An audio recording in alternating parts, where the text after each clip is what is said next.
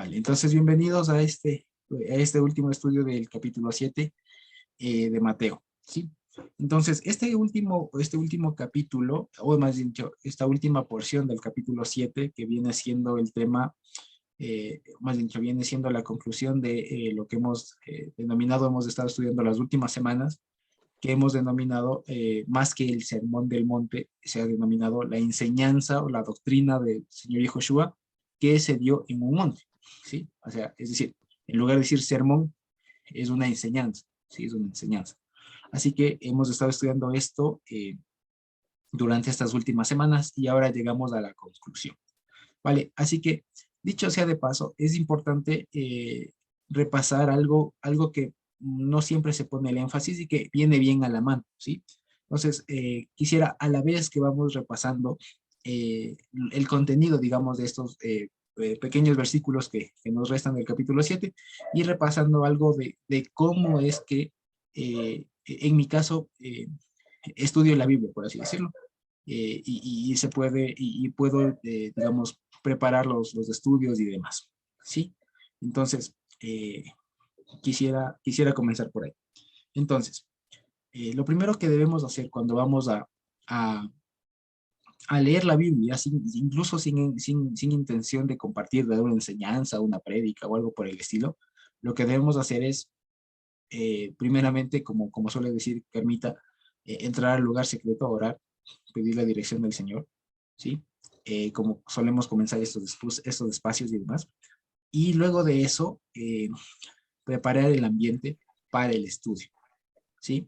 No es oportuno, no es bueno que de pronto estemos con pendientes, por ejemplo, con pendientes del trabajo, de los estudios, de cualquier otro lugar, de la familia, o con interrupciones constantes y nosotros ahí queriendo estudiar porque no se va a aprovechar. Así que es bueno preparar el ambiente, preparar un lugar que propicie el estudio, ¿sí? Porque es muy similar a cuando alguien tiene una cita con cualquier persona, una cita, pongan ustedes, de trabajo, ¿sí? En una cita de trabajo, cuando se habla de temas de trabajo, no se puede desarrollar bien el evento si es que hay bulla, si es que hay ruido, si es que están pendientes de otras cosas, si es que le suena el celular, si es que está pendiente de cualquier otra cosa y no de a lo que fue, ¿sí? Así que es bueno preparar también y adecuar el espacio, digamos, ¿sí? Adecuar el espacio a fin de que no haya distracciones. Si el celular, por ejemplo, es una distracción, en mi caso, a veces lo es porque suelen escribir del trabajo y demás, entonces es mejor desconectarse un rato y listo. Luego lo otro es procurar tener todas las cosas listas. Procurar tener todas las cosas listas. De tal manera que si ya me siento, sé que ya tengo, por ejemplo, mi Biblia a la mano, mi computadora, por así decirlo, los libros que necesite, si un mapa, si un diccionario, si otra Biblia, otras traducciones, pero tenerlo ya. No sea que de pronto, a menos, claro, habrá casos en donde estudiando necesite algo y tenga que irlo a buscar, pero procurar de manera general tener todas las cosas que necesitamos ya a mano. Si necesitamos un cuaderno, lápices, esferos, colores, lo que sea, pues tenerlo a la mano. Si no, después de eso, resta tiempo y a la final distrae. Luego de eso, lo que corresponde es leer, ¿sí? Sin más intención que, por así decirlo, enterarse de qué va el texto, enterarse de qué va el texto y leerlo varias veces, ¿sí? Ventajosamente creo que para nosotros no es, o no necesariamente es la primera vez que leemos, así que no partimos de cero. No obstante, siempre hay que ir revisando algunas otras cosas. Así que, por ejemplo, ahora voy a poner un ratito aquí la cita que vamos a estudiar a fin de más o menos ir repasando el tema, ¿sí? Así que luego de leer, ¿sí? Lo importante y lo que siempre es sugerible es que nos aprendamos bien o tengamos súper claro de qué trata, ¿sí? Entonces, ahora, por ejemplo, nosotros todavía no hemos leído el texto que corresponde. Recién lo vamos a leer, ¿sí? Pero si yo les digo los dos cimientos, seguramente ya sabemos o tenemos una idea de qué se trata porque hemos tenido mucho tiempo o seguramente hemos escuchado muchas enseñanzas prédicas al respecto. Ya sabemos del tema de los dos cimientos, ¿no es cierto? El tema de que el hombre que edificó en la roca, el hombre que edificó en la arena, vinieron los ríos, la una se queda, la otra no. Vale, pero resulta que esa es la idea que tenemos, pero es bueno leerlo, ¿sí? Así que, por ejemplo, ahora puedo ponerlo aquí y les voy a compartir a partir de esta página, ¿sí? Ok, materia 7. Siempre y cuando mi internet colabore. Ok, y si no, mientras les vamos leyendo acá de la Biblia, ¿ya? Entonces, leemos por primera vez, ¿sí? Y decimos, ahí está, ya se cargó. Ok, dice así, ¿no? Entonces, miren ustedes. Dice, cualquiera pues que me oye estas palabras y las hace, le compararé a un hombre prudente que edificó su casa sobre la roca. Descendió la lluvia y vinieron ríos y soplaron vientos y golpearon contra aquella casa y no cayó porque estaba fundada sobre la roca. Pero cualquiera que me oye estas palabras y no las hace, le compararé a un hombre insensato que edificó su casa sobre la arena. Y descendió lluvia y vinieron ríos y soplaron vientos y dieron con ímpetu contra aquella casa y cayó y fue grande a su ruina. Y cuando terminó Yehoshua estas palabras, la gente se admiraba de su doctrina, porque les enseñaba como quien tiene autoridad y no como los escribas. Vale, entonces ahora hemos apenas leído, nos hemos aproximado al texto, de pronto hemos refrescado algunos detalles, por ejemplo, no sabíamos, o por ejemplo, no me había dado cuenta sobre, por ejemplo, ¿no? Que se le comparaba a un hombre prudente y al otro con un hombre insensato. Por ejemplo, me di cuenta de ese detalle, ¿vale? Entonces, comienzo a partir de ello a leer de nuevo, y me doy cuenta a partir de una segunda lectura que está hablando en este caso de de una comparación, si se quiere, o de una diferencia, ¿vale? Está hablando, miren ustedes, de el que me oye estas palabras y las hace, ¿sí? No me dejo, vale. El que me oye estas palabras y las hace. Luego, a partir del versículo 26, va a decir, el que me oye estas palabras y no las hace, ¿vale? Después dice, al primero, le compararé a un hombre prudente, ¿vale? Y al otro dice, le compararé a un hombre insensato. Y miren ustedes cómo vamos sacando ya las comparaciones, ¿sí? Dice, al primero, al prudente, edificó su casa sobre la roca, ¿vale? Y al otro, edificó su casa sobre la arena, ¿sí? Dice, hay una condición que es semejante o igual para los dos, que descendió la lluvia, vinieron ríos y soplaron vientos y golpearon contra aquella casa.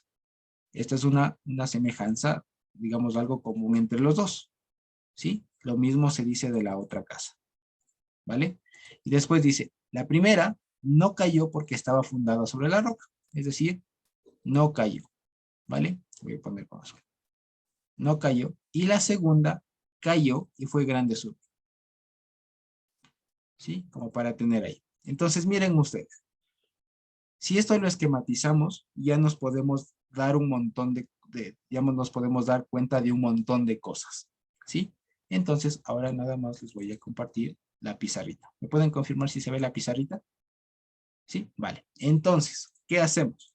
¿Sí? Por eso es que cuando estudiamos la Biblia, por lo general, lo que se hace ya es saltarse todo este proceso y solamente decir, aquí se está haciendo una comparación, ¿vale?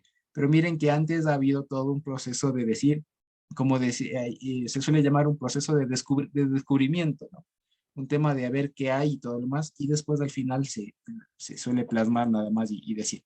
Entonces, por un lado hay una comparación que le podemos llamar eh, el hombre prudente, ¿sí? O más bien dicho, todo parte de una rama común que es el que oye estas palabras, ¿vale? Entonces miren ustedes, el que oye estas palabras, ¿sí? Y nada más como para esquematizar, se puede dar dos opciones, ¿sí? El que oye estas palabras, una, y las hace, y el otro, que no las hace, ¿sí? Como consecuencia de la primera, ¿no es cierto? ¿Qué hay? Le compara a un hombre prudente que edificó su casa sobre la roca, sobre la roca. Y el otro, al que no las hace, es un hombre insensato que edificó su casa sobre la arena, ¿vale? Aquí, miren ustedes, vuelve a haber una condición común para ambas, ¿sí? Solo por esquematizar, se vuelve a ver una condición común. ¿Cuál es? Vinieron las aguas, ¿qué más dice? Descendió la lluvia primero. Descendió la lluvia, vinieron los ríos, ¿ok? Y soplaron vientos. Vale. Y golpearon duro, dice. Y golpearon fuerte sobre la casa. Sobre la casa. Miren ustedes, esta es otra, sobre casa. Esta es otra característica que tienen en común. Pero aquí se ve de nuevo algo que en lo que se diferencia. ¿Qué pasa con la una? No cae. No cae. Y ahí dice, ¿no? Su fundamento era la roca. ¿No es cierto? No cae porque. Y el otro dice, cae y fue grande su ruina. ¿Vale? Entonces miren ustedes. Lo que quiero decir, y si ustedes prestan mucha atención, es cómo a partir de apenas 4 versículos se puede ir esquematizando todo esto. ¿Sí? Y esto es importantísimo al momento de cuando podamos estudiar, como les digo, sin interés o sin énfasis o sin intención de preparar una prédica, una enseñanza, por el simple hecho de leer la Biblia, ¿sí? Porque, dicho sea de paso, normalmente se lee la Biblia o nos hemos acostumbrado a leer la Biblia por leerla o porque a ver qué dice el Señor. Nos comenzamos a leer las cosas y no las profundizamos. Y dicho sea de paso, el Señor mismo nos ha llamado a escudriñar. Así que es bueno sentarse y tomarse el tiempo de hacer este tipo de esquemas, que esto va a decir mucho. Entonces, miren ustedes, si hemos hecho un esquemita así, ¿sí? Miren, un esquemita así, podemos ir haciendo ya algunas cosas. Entonces, aquí yo me puedo ir preguntando, porque todo el tema es como de ir dialogando con la palabra, y si ustedes quieren, ese es el método que el Señor me ha permitido hacer a partir, digamos, utilizar. Un método de pregunta, de diálogo con la palabra. Entonces, si el versículo me dice, el que oye estas palabras, yo me pregunto, ¿qué palabras? ¿Sí? ¿Vale? Ahí sí. Yo me pregunto, ¿cuáles palabras? Porque dice estas palabras. Entonces yo me pregunto, ¿cuáles palabras? Parecería obvio, ¿no? ¿Cuáles palabras? Entonces ahí yo les pregunto, el que oye estas palabras, ¿a cuáles palabras se refiere?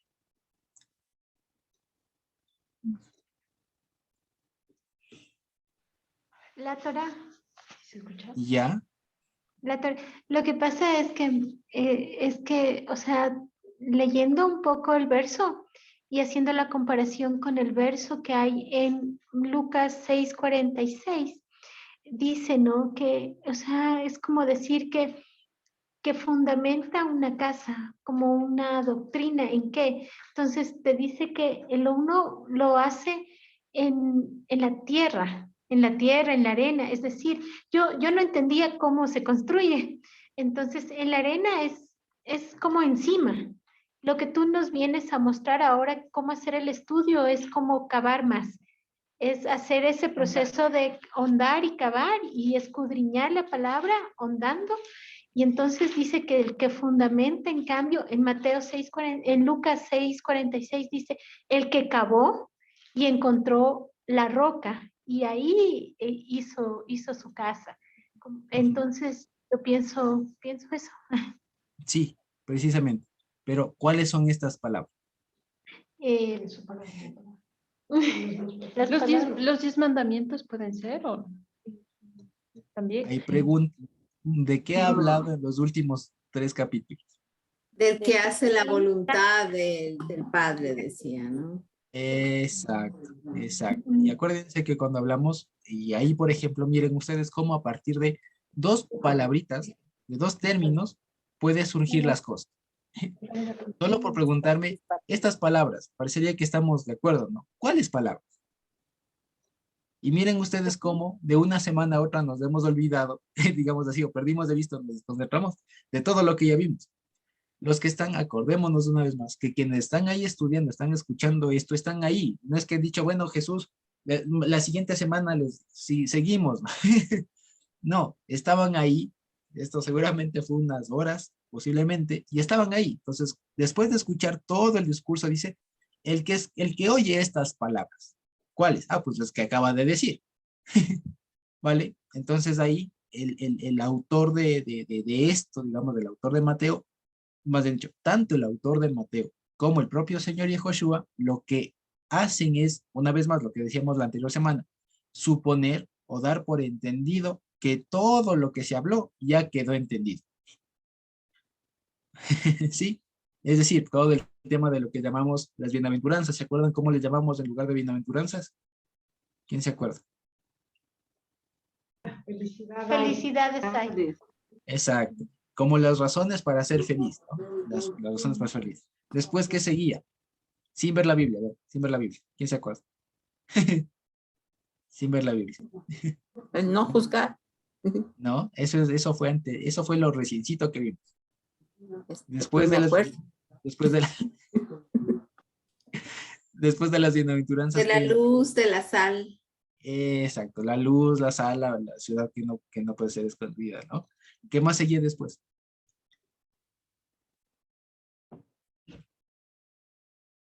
¿Quién se acuerda?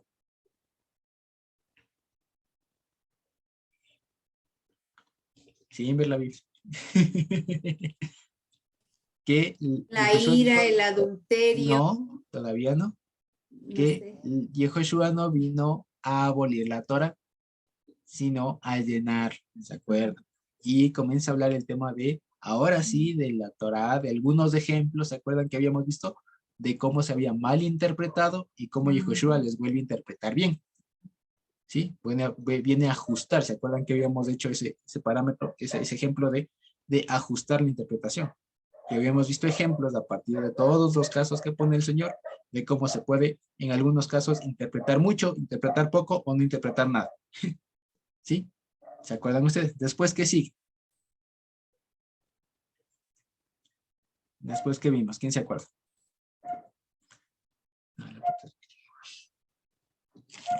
El juzgar. No. No. Y ahí se acuerdan que habíamos visto el tema de la Sedaká. Del Sedaká, de las obras de justicia. Del cómo orar. Bueno, antes del tema de no fatigarse y todo aquello. ¿Sí? Y después viene el tema de la Sedaká. De cómo orar, cómo ayunar, todo aquello. Cómo dar limosna, lo que ponen ahí, cómo hacer caridad, como lo solemos decir. Y después sí viene el tema de no juzgar. Y ahí sí ya empalmamos con todo lo que hemos visto en las últimas semanas, que seguramente es lo que está más fresco. Entonces, ahora sí se acuerdan del capítulo 7, podemos ir en orden. ¿Cómo comenzaba el capítulo 7? ¿Quién se acuerda? No emitir opiniones. Exacto, el famoso no juzgar. Después.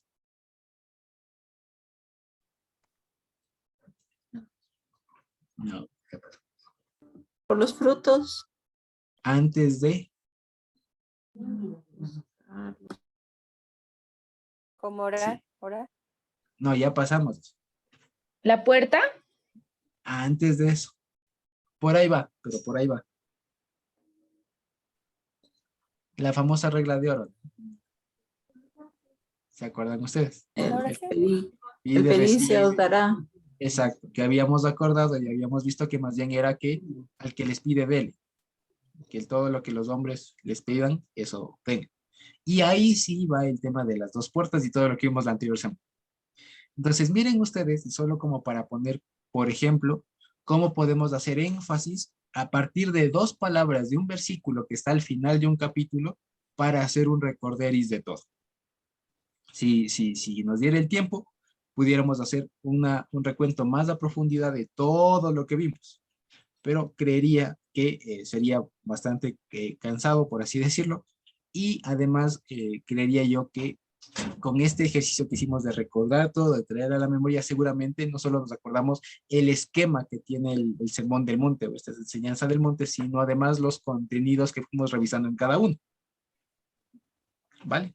Entonces, miren ustedes, ahora sí entendemos a qué palabra se está refiriendo. Y ahora entendemos por qué, con toda la razón, el Señor Yehoshua dice, el que oye estas palabras. ¿Vale? Entonces hemos visto cuáles palabras. ¿Sí?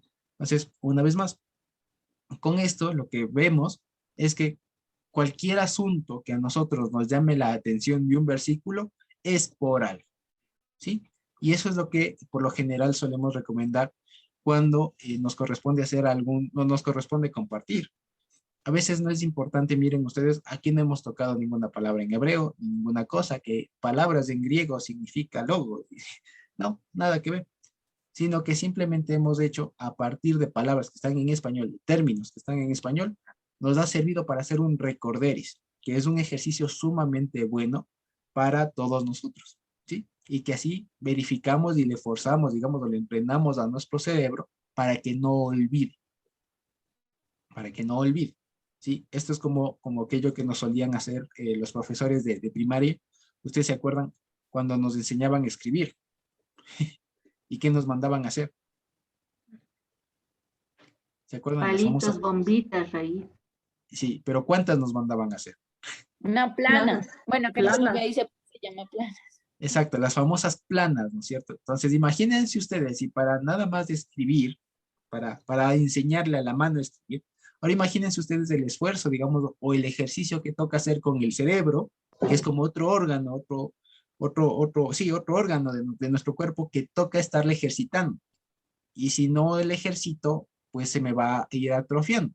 ¿Y se acuerdan ustedes lo que nos pasaba de niños? A mí me pasaba mucho, que cuando salíamos de vacaciones de la escuela, especialmente los primeros años, y regresábamos de vacaciones, ¿qué pasaba cuando cogíamos el esfero de nuevo? ¿Se acuerdan? Dolía la mano, salía la letra fea, como que si nunca hubiéramos aprendido. Entonces, eso pasa con la cabeza y el cerebro cuando no estamos acostumbrados a acordarnos, a recordar, a estar, digamos, ejercitando la memoria y más que todo la palabra, ¿sí? Entonces, cuando les pregunto así este tipo de cosas, ¿no? A ver, ¿cómo comenzaba el Sermón del Monte? Como que otra vez después de vacaciones cogimos el esfero. Comienza otra vez lentito y todo, pero ya comienza a coger ritmo y ya avanza. Vale. Entonces, dicho sea de paso, volviendo al tema, el que oye estas palabras, es decir, podemos denominarle ahora la doctrina del Señor Yehoshua.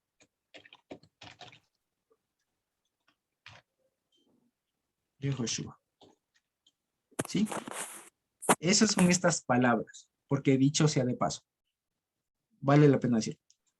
Todo lo que el Señor ha hablado es apenas una pequeña introducción de lo que sería la doctrina, ¿sí? Del Señor Yehoshua. Acuérdense que estas palabras, la doctrina del Señor Yehoshua, el sermón del monte, la enseñanza de la montaña, como le queramos llamar, contiene ese esfuerzo del Señor Yehoshua de decir y hacerles entender a los discípulos que no son nuevos, que no son unos aparecidos que vienen a leer la Biblia por primera vez y que se están inventando las cosas, sino que esta enseñanza, esta doctrina que reciben de parte del Señor es la que siempre hubo y que por alguna razón se olvidó, se trastocó, etcétera, y que ahora a partir del Señor Yehoshua la retoma.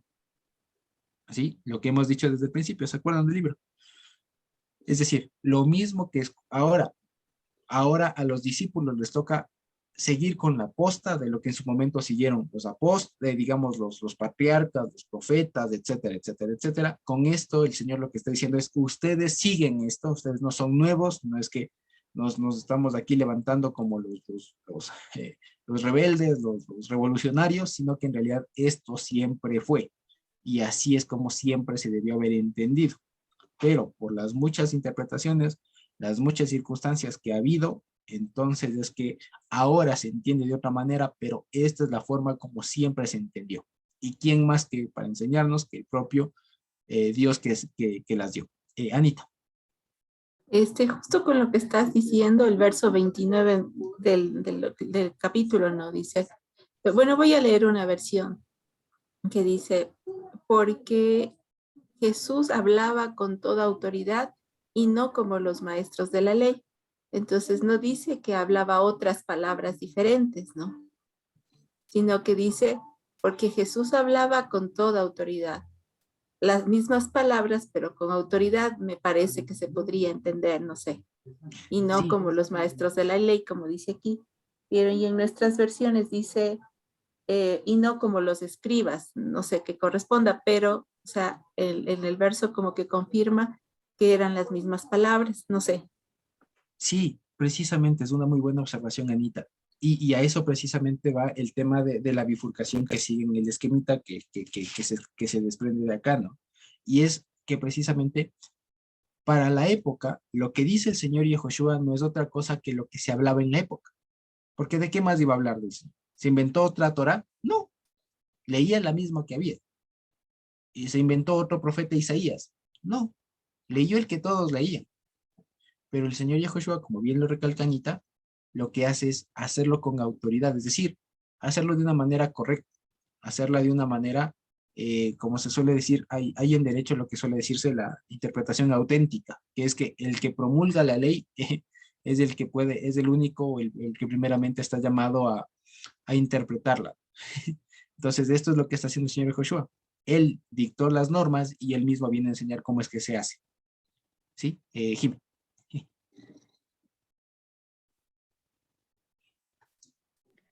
Josué, yo tengo una pregunta. ¿Qué tipo de personas leían la Torá en ese entonces? ¿Todo el mundo tenía acceso a la Torá? Porque No. aquí cuando dice lo hacía con plena autoridad, dice esta versión que tengo acá, no sé, se me hace que era una de las personas que conocía lo que estaba leyendo. Sí, es una buena observación, Jimmy, también. Vale la pena decirlo, para la época, la región de Judea, especialmente Galilea y demás, era una zona muy analfabeta, zona muy analfabeta. Pocos sabían leer, y los que sabían leer eran básicamente los que de alguna manera tenían cierto, como siempre ha sido siempre cierto capital, ¿sí? Los que tenían dinero, los que podían costearse estudios. Si no, los demás, pues no, iban o escuchaban lo que decían los maestros y con eso les bastaba, ¿sí? Eso es una principal diferencia con nosotros, que nosotros somos una sociedad por lo general bastante alfabetizada, ¿sí? A diferencia de la época, ¿sí? Que pocos sabían leer, pocos sabían escribir y pocos podían pasar a leer. Por eso es que se sorprenden, por ejemplo, en Lucas 3 o Lucas 4, cuando Yehoshua pasa a la sinagoga y lee. Eso dice mucho, eso dice mucho, de que Yehoshua sepa leer y lee la Torá. Porque acordémonos que, por ejemplo, ahora las versiones que podemos encontrar de la Biblia en hebreo vienen con los signos masoréticos, que no son otra cosa que las vocales, las puntuaciones que nos permiten leerlo. Pero en la época eso todavía no había sido inventado, así que leían las letras y leían sin espacios. Así que saber leer en esa época era todo un arte, era toda una cuestión de estima, por así decirlo. No cualquiera leía. Y dicho sea de paso también, por eso se entiende que más adelante podemos ver cuando el Señor Yehoshua les pregunta, ¿cómo está escrito? ¿Cómo lees? Porque como estaba escrito en ese momento, sin espacio, sin signos, sin nada, se podían leer las palabras de una forma o de otra y con eso se podía entender diferentes cosas. Tal es el caso, por ejemplo, de la palabra, solo por poner un ejemplo muy chiquito, la palabra bonim y la palabra vanim se escriben igual. ¿Sí? En hebreo. La primera significa edificadores y la segunda significa hijos. Entonces, en algunos salmos, en algunas partes de Isaías, por ejemplo, que habla de la Jerusalén, dice, muchos son tus banim. Entonces, unos leían banim y otros leían bonim. Entonces decían, muchos son tus edificadores. Y otros leían, muchos son tus hijos. Por ejemplo. Entonces, dependía de cómo se lea, se entendía una cosa, se entendía otra. Y para la época, el que sabía leer era mucho. ¿Sí? Poca era la población alfabetizada en esa época. Vale, ok.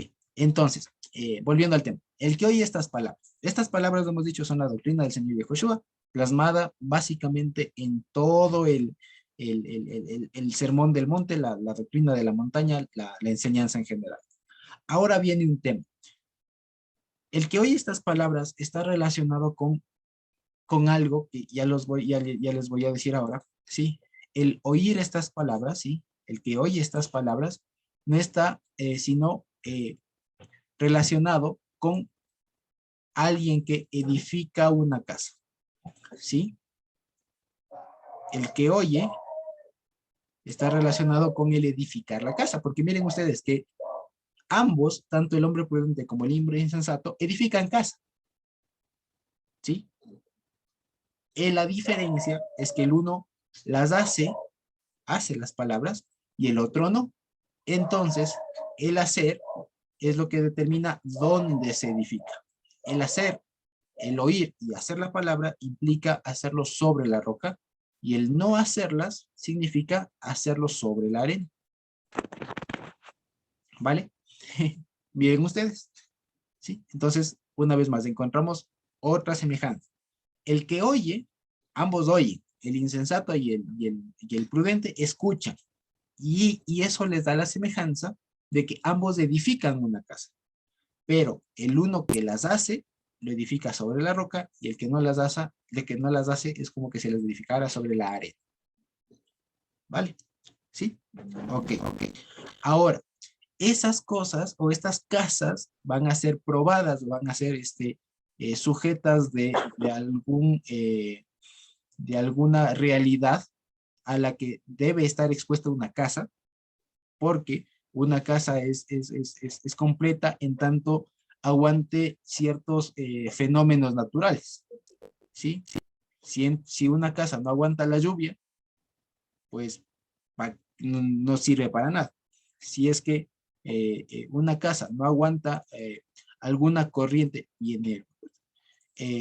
si es que alguna casa no aguanta las corrientes, por ejemplo, a propósito de lo que pasó la semana pasada con los deslaves y todo aquello, si no aguantan ese tipo de cosas, pues entonces no es una buena casa. Y si no aguanta el viento, pues tampoco es una buena casa.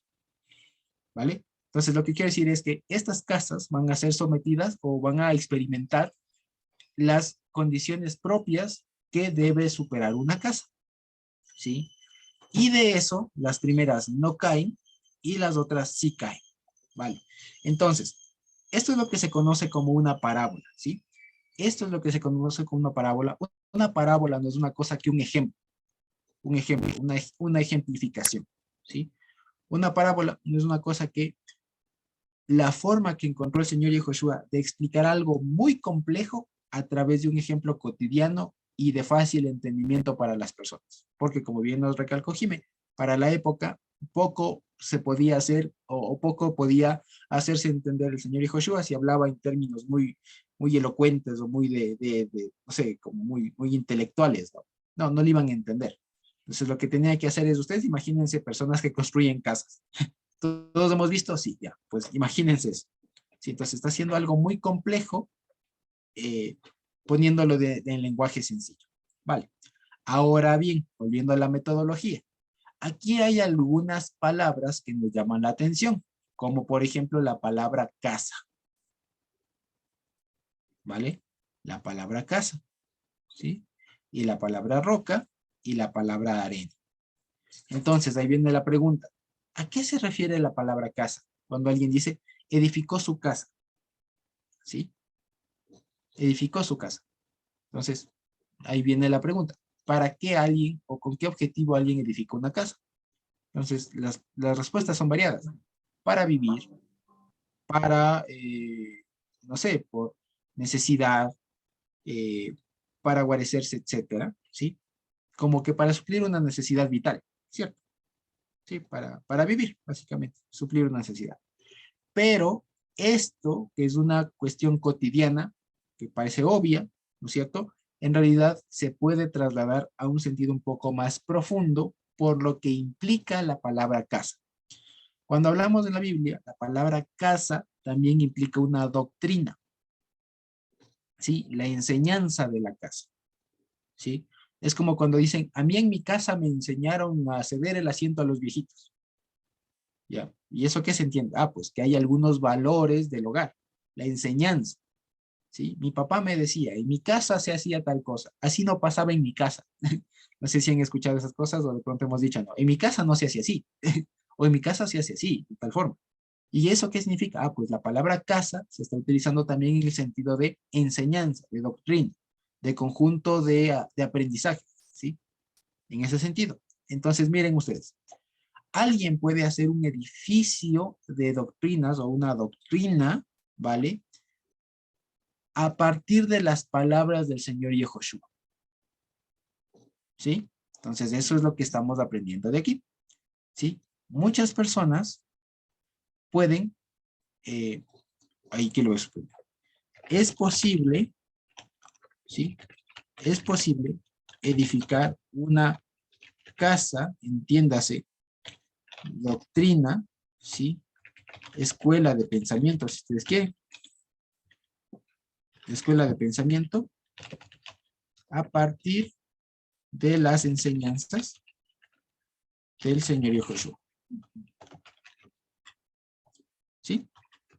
Es posible. Y miren ustedes que no hace falta buscar muchos ejemplos de esto y seguro se nos viene mucho a la mente, ¿no? Entonces, nada más para decirlo así, ¿sí? Es posible, ¿sí? Es posible.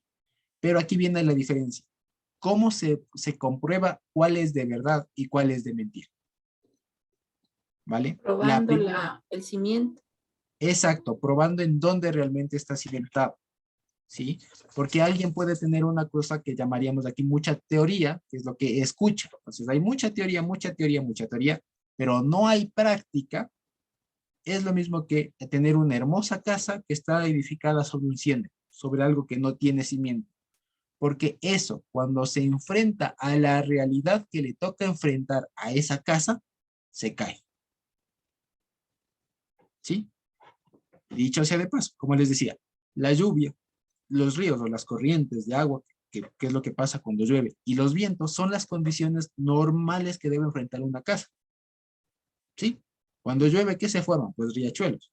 Si una casa no aguanta un riachuelo que puede pasar, o una corriente de agua, un río en ese sentido, como los que bajan, al menos aquí en la ciudad, en Quito, cuando llueve bastante y ven que bajan ríos, si una casa no aguanta eso, que es una condición normal de lo que tiene que aguantar, y no aguanta el viento, pues entonces no está bien hecha. Esa casa es de mentiras.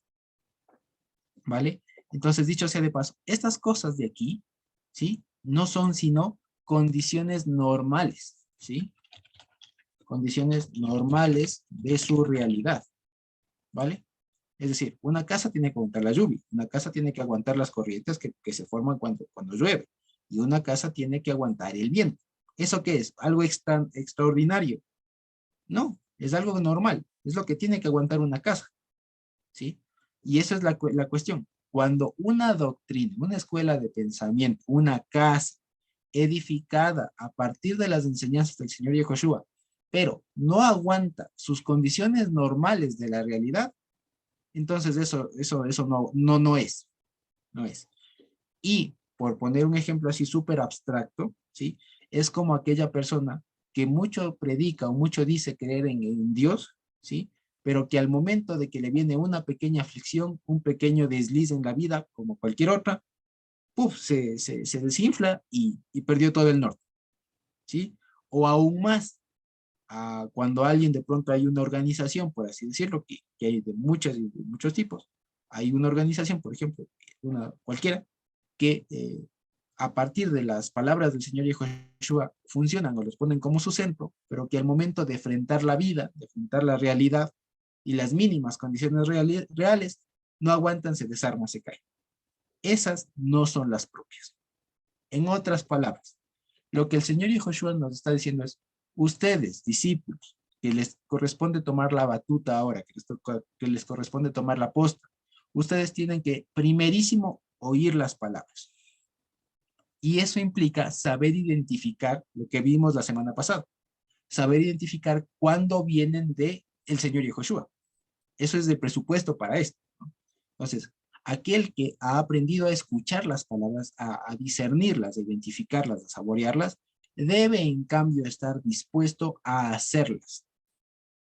A hacerlas porque ese hacerlas, esa práctica, va a garantizar que cuando nuestra vida se enfrente a las condiciones mínimas de conflicto, de violencia, si ustedes quieren, en este mundo, eso va a aguantar. ¿Sí? Si no, y si no aguantamos, hay que verificar que tal vez estemos solamente escuchando las palabras, pero no las estamos haciendo. ¿Vale? ¿sí? Entonces, ese es el resumen, si ustedes quieren, de todo esto, ¿sí? Entonces, miren ustedes, por eso es que llama mucho la atención que ambos edifican una casa y lo que se diferencia es el cimiento. Muchos, o es muy fácil decir, ah, bueno, la roca, Yehoshua, el Señor es nuestra roca. Sí, pero más allá de eso, es entender que la roca, o edificar sobre la roca, está relacionado en este caso en el hacer las palabras, en el ejecutarlas, en el materializarlas, ¿sí? Entonces, no pensemos que alguien edificado sobre la roca es alguien que solamente tiene mucha teoría, ¿sí? Mucha teoría, o habla bonito, o habla incluso cosas correctas, ¿sí? Porque de esos hay muchos, ¿sí? Sino que el que edificó su casa sobre la roca es el que las hace, ¿sí? Es el que además de escucharlas, las hace. Ese es el que ha edificado su casa sobre la roca, ¿vale? En otras palabras, al verdadero creyente, al verdadero hijo de Dios se le identifica en la práctica, y cuando se enfrenta o cuando le vienen las condiciones mínimas de aflicción o de alguna cuestión contraria en la vida. ¿Sí? Anita. Sí, sí, escuchando lo que estás enseñando, eh, como tú dices que las condiciones normales de la realidad de ser una casa va a ser probada, es probada, ¿no? Y lo que yo veía, perdón si me adelanto, es que es probada por la lluvia y los ríos. O sea, es como que es probada por ahí mismo, por ahí, como decir, por abajo, no sé si puedo decir, o por decir, y por el viento, por arriba. O sea, es probada, no sé si interna y externamente se podrá decir. Eh, eso quería decir. Sí, sí, precisamente. Muy buena observación. No lo había visto así y es una buena acotación. Lo que me hace notar eso, por ejemplo, es que en la vida, ya cuando salimos al mundo real, ahorita, por ejemplo, estamos en un mundo ideal en donde estamos hablando constantemente de la palabra y estamos en hermanos, todos decimos shalom y todo, pero resulta que después nos toca dormir y al otro día mañana, o más dicho en la mañana, nos tocará ir a nuestros trabajos, tal vez con ambientes que son no tan de shalom. Y que no me van a recibir con un, ay, qué gusto verle, hermanito. No me van a recibir así. Seguramente, tal vez, quién sabe, estoy con algún informe atrasado, o hay un problema en la empresa, o no he presentado un deber, o tengo un profesor que es muy complicado, como nos decía Gavita, no estoy con un examen complicado. Pues vale, esas son las condiciones que nos toca sobrellevar. Y que la casa que nosotros estamos edificando, pues está hecha para aguantar eso. Está hecha para aguantar eso. No nos desinflamos. Es decir, si en la vida diaria nos toca enfrentarnos con un jefe malo, nos toca enfrentarnos con un profesor insoportable, nos toca enfrentar situaciones adversas a nosotros, una tragedia, Dios nos guarde, alguna cosa. Pero si nos toca enfrentarnos, estamos seguros de que nosotros no caemos, de que nuestra convicción, de que nuestra práctica no varía. ¿Sí? Eso es lo que está diciendo. Porque el Señor nos ha hecho oidores y hacedores. Es decir, el que hace es el que está sobre la roca. Y cuando vienen los vientos, las lluvias, es cuando más se debe hacer la palabra. ¿Sí? Así que si de pronto estamos en alguna de estas condiciones, tenemos cualquier adversidad, cualquier adversidad, y ustedes de pronto puedan identificar alguna, sepamos que eso no va a influir en que nuestra casa se caiga.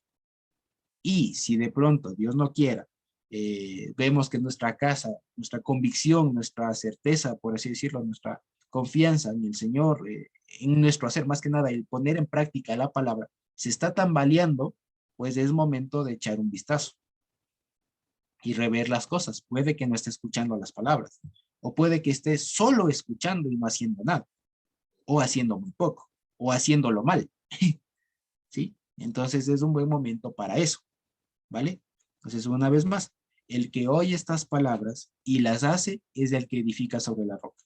Y que cuando se enfrenta a las condiciones naturales de la vida, no cae. ¿Sí? Porque su fundamento está en la roca. Es decir, su fundamento, su práctica, su vida es constante, no hay variaciones, está bien hecho. ¿Sí? Eso es lo que está diciendo. ¿Vale? Entonces, miren ustedes, a propósito y a partir de estos pequeños versículos, apenas son 4 versículos, ¿sí? A partir de cuatro versículos, hemos podido repasar algo de metodología de estudio, ¿sí? Un poco de cómo se estudia la Biblia, un poco de cómo se puede estudiar, como les decía, ni siquiera preparar una enseñanza ni nada, solamente estudiar, ¿sí? Por ejemplo, alguna vez que pude colaborar en alguna asistencia de cátedra en la universidad, el profesor siempre decía, mándales a hacer mapas conceptuales, mándales a hacer mapas conceptuales, mándales a hacer mapas conceptuales. Y claro, cuando uno es estudiante es lo más tedioso hacer mapas conceptuales, porque es el tema de, ¿y cómo se hace un mapa conceptual? Entonces, el profesor decía, y mándales este texto que les enseña a hacer mapas conceptuales. Entonces, era simpático y después, ya con todo esto digo, es que sí, esquematizar lo que dice en un texto en prosa, como se sabe decir, ayuda un montón. ¿Sí? Ayuda un montón. Entonces, miren ustedes, ¿sí? Es esto que parece sencillo, al principio cuesta, vale la pena decirlo. Al principio cuesta, al principio no fluye, pero con la práctica, la constancia, poco a poco se va facilitando, ¿sí? Y siempre he puesto el ejemplo de que alguien de pronto sabe nadar, ¿saben nadar? Más o menos, más o menos. ¿Cómo se aprende a nadar? Flotando, ¿Cómo se aprende a nadar? ¿Por internet, por Zoom? flotando en el ¿Sí? agua. La Botándose al agua. práctica. Exacto, botándose al agua. Nunca voy a aprender a nadar si no me boto al agua. Así sea en lo bajito, pero tengo que botarme al agua. Lo mismo es con la palabra.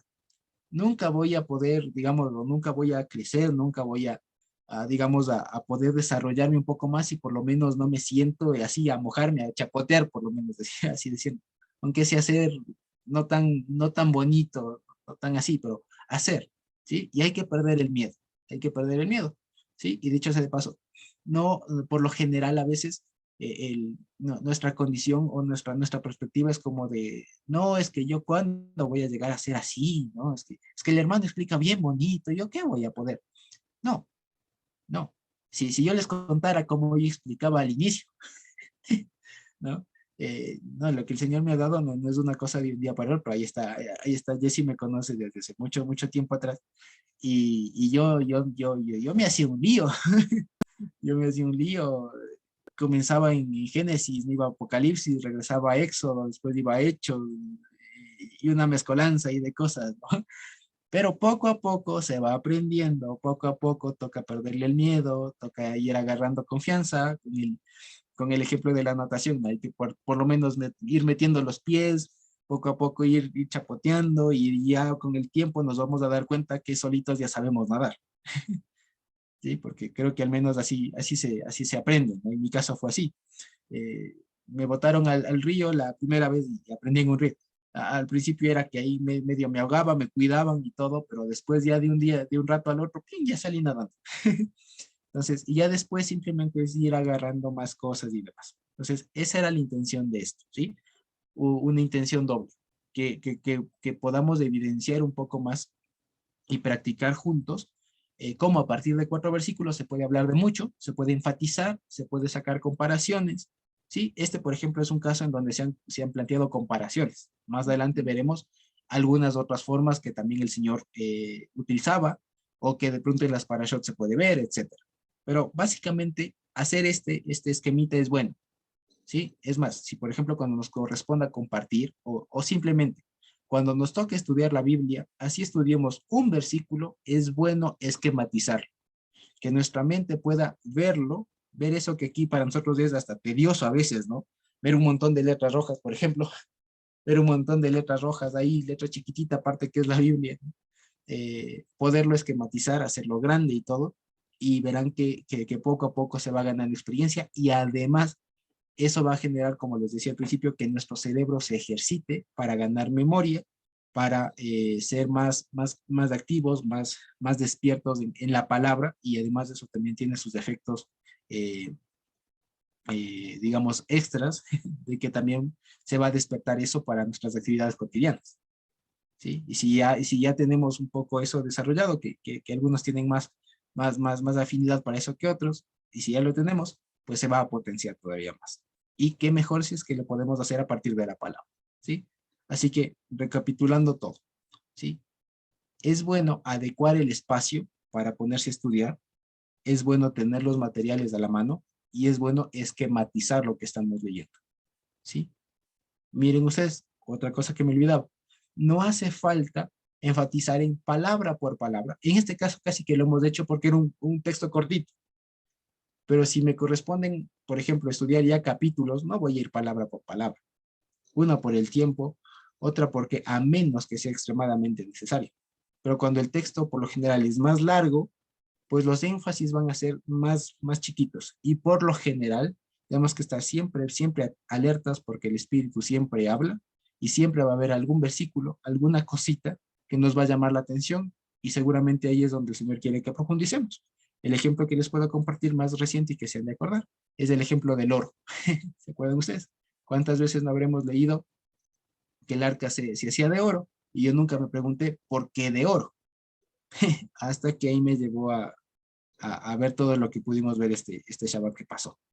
Sí, entonces alguna vez ustedes puedan también estar despiertos, y eso también es algo importante, estar despiertos a la lectura, que cuando vayamos leyendo, algo nos llame la atención y no estar leyendo en automático, ¿sí? Sino estar con toda la mente despierta, de tal manera que leamos y vayamos percibiendo cositas, ¿sí? Eso entonces, y podemos terminar leyendo ahora sí el capítulo. Y dice, y cuando terminó Yehoshua estas palabras, la gente se admiraba de su doctrina, ¿sí? Entonces, doctrina, conjunto de enseñanzas, ¿sí? Básicamente. Porque les enseñaba como quien tiene autoridad y no como los escribas. Dicho sea de paso, los escribas eran las personas que contaban las letras, ¿sí? ¿Sí? Escribas, si no estoy mal en hebreo, se dice sofrim, que viene del mismo verbo de safar, que es contar. Porque más que escribir, lo que hacían eran contar las letras, porque como les contaba, como les mencionaba, salió la palabra, como les mencionaba, la Torah antes, o los textos bíblicos antes, no se escribían ni por versículos, ni por capítulos, ni por nada, sino en renglones seguidos, a columnas seguidas, sin puntos, sin comas, sin nada. Entonces lo que tenían que estar muy atentos era de que no se coman una letra, por ejemplo, como sabemos decir, que no se salten una letra, o que sea la letra que corresponde. Y ahí, por ejemplo, les puedo recomendar que si somos curiosos, podemos en algún ratito que tengamos, curiosear la página de los rollos del Mar Muerto, por ejemplo, en donde ahí está escaneado el rollo de Isaías, por ejemplo, y ahí se ve cómo a veces el escriba se equivocaba, y por ejemplo, ya escribió la palabra y se olvidó de poner una letra, entonces le ponía arribita, le ponía arribita de la palabra porque se comió la letra, por así decirlo. Sí, entonces lo iba acomodando. ¿Sí? Entonces, estos eran los escribas, los que iban contando las letras. Y de tanto contar y todo se aprendían la palabra, pero le hacían de una manera muy mecánica, sin ponerle sentido, como decía en Nehemías, sin ponerle sentido, sin ponerle el énfasis, sin explicarlo, simplemente, bueno, dice así la palabra y así dice, clarito está. ¿Sí? Entonces eso es lo que dice el Señor Yehoshua, ¿vale? Entonces con esto, bendito Dios, hemos podido terminar la enseñanza de la montaña y Dios mediante estaremos comenzando la siguiente semana con el capítulo 8, que ya deja un poco el tema doctrinal, por así decirlo, como un tratado, y lo que hace es más bien comenzar a relatar la vida ya del Señor Yehoshua, la vida y algunos eventos que le tocó enfrentar y que quedaron registrados para nuestro estudio. Carmita. Nada más quería un poquito reflexionar sobre el carácter de los dos hombres, ¿no? Al uno le llama prudente y el otro le llama insensato. Bueno, para mí es un poco complicado el capítulo 14 de Proverbios, donde, bueno, hay algunos capítulos donde comparan la sabiduría y la necedad, ¿no? Dice, este es el sabio hace tal cosa, el insensato o el necio hace otra cosa, pero resulta que en hebreo para necio, insensato, hay como unas 4 o 5 palabras que hasta ahora no sé cuál es cuál, y que mismo está diciendo, pero la primera sí es importante, ¿no? La palabra prudente, o sea, como que hasta en nuestro lenguaje es lógico la palabra prudente, ¿no? O sea, el prudente pues ve el peligro y luego procede, es cauto. Entonces el otro literalmente sería imprudente. Bueno, aquí dice insensato. O sea, quiero definir esas palabras, ¿no? Pero algo que sí está claro, por ejemplo, en Proverbios 14, es el carácter del prudente. Arum, ¿se acuerdan? Dice que bueno, esa palabra arum es como que calcula las cosas, ¿no? Esa es la palabra para prudente en hebreo, pero en realidad el prudente es alguien que tiene mucho conocimiento, tiene edad y se entiende que es conocimiento de Dios y tiene sabiduría. O sea, el conocimiento le hace sabio. Entonces, una persona que ha edificado construcciones o, bueno, la vida ha enseñado que pues para edificar tienes que buscar un buen cimiento, cavar, ahondar y edificar como estábamos viendo, ¿no? Entonces, un prudente es alguien que es entendido, que tiene conocimiento, que ha adquirido sabiduría. Porque también a veces podemos tener mucho conocimiento de información, pero no sabemos, como el José nos decía, no sabemos cómo aplicarlo, ¿no? Saber salir o algo así de los problemas, aunque tengas el conocimiento. Entonces, el prudente aquí es alguien que tiene conocimiento de la Torá, de cuál es la voluntad de Dios y que ha sido entrenado en ello, por lo cual es sabio y obra conforme al ejemplo de Yeshua. El otro, que la verdad no sé si llamarle insensato, pero bueno, el insensato tendría que ser lo contrario, ¿no? Es alguien que no tiene conocimiento de la Torá, no conoce la Torá, actúa por instinto, es un simple, porque el sabio es alguien que con el tiempo ha venido mostrando un carácter. No es que alguien nace sabio, nacemos petis, ¿no? O sea, simples, ignorantes, simples, ¿no? Sin conocimiento, ¿no? Pero al conocer, al tener conocimiento de la palabra de Dios, viene la sabiduría. Entonces, un simple que no sabe nada de la vida, no ha sido experimentado, es capaz de hacer lo que está diciendo aquí, ¿no? Entonces, solamente para entender el carácter del que hace la voluntad de Dios. Lo hace porque ha adquirido conocimiento de esa palabra, de la palabra de Dios, y porque ha sido experimentado. Ya cayó varias veces y aprendió sabiduría. En cambio, el otro no conoce la palabra de Dios, está vacío, y entonces todo lo que hace es tan vano que es todo lo que hace es vano, que pues se derriba, no deja de ser. Entonces es como que Jesús estaba confrontando a la audiencia y ahora a nosotros para decir, ¿en verdad conoces mi palabra? ¿En verdad la estás poniendo en práctica? Si es así, no temas. Vendrán vientos, vendrán tempestades, pero ahí va a estar firme. No ha sido en vano el trabajo. Pero si no conoces mi palabra y es como que naciste ayer, no la estás apreciando, atesorando, teme, porque vendrá la lluvia, descenderán los ríos, soplarán los vientos y todo lo que pensabas que eran dejará de ser. Entonces, eso es un poquito reflexionando el carácter de los hombres, ¿no? Y midiéndonos nosotros también. Vale. Y a propósito de eso también, gracias Carmita, vale la pena decirle, me llamó la atención y tenía la impresión de que la palabra esta que ponen aquí, prudente, la suelen también mucho relacionar con la palabra sabio, pero por alguna intuición interna me parecía que se podía relacionar con la palabra en hebreo navón, ¿sí? Y la palabra navón es lo que suelen traducir también como inteligente. pero no es la persona que es como nosotros decimos muy pilas o muy despierta, ¿no? Sino que un nabón es más bien aquella persona que sabe discernir las cosas. Y viene muy bien a la mesa, digamos, cuando en conjunto de todo lo que se ha tratado el capítulo 5, 6, 7, en respecto de discernir, y me parece bastante interesante cuando se habla de discernir las cosas. Especialmente lo último ha hablado mucho del discernimiento, es decir, de saber cuándo sí, cuándo no, cuándo qué y cuándo qué.